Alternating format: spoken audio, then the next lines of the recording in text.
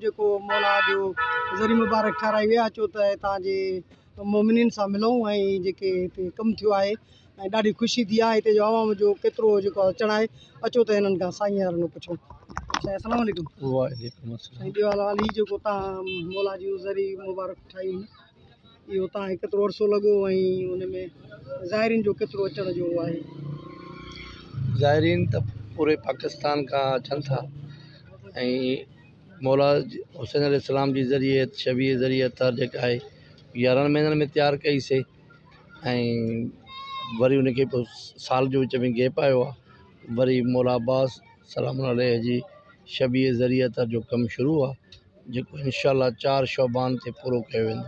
माशाअल्लाह। तव्हां पंहिंजो नालो ऐं ज़ात ॿुधायो ऐं तव्हां ॿियो तावन में केरु आहे? तव्हां नालो मुंहिंजो ग़ुलाम हुसैन आहे। मां पाण मल्हाह आहियां। जी सर।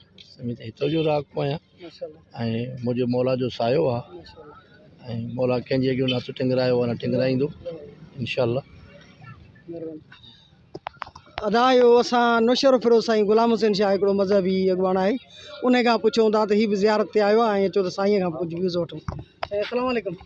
वालेकुम अस्सलाम। ॿुधायो तव्हांखे ज़ियारत करे आयो केतिरो तव्हांखे सुकून मिलियो? साईं बिल्कुलु शबीह आहिनि ही मौला हुसैन अलैहिस्सलाम जो जीअं रोज़ो आहे ज़रिए अतहर आहे उन जी शबीह आहिनि।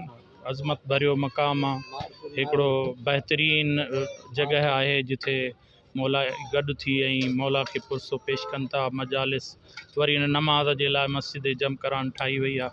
हाणे त इज़ाफ़ी मौला अब्बास जो बि रोज़ो तमीर करायो थो वञे पियो।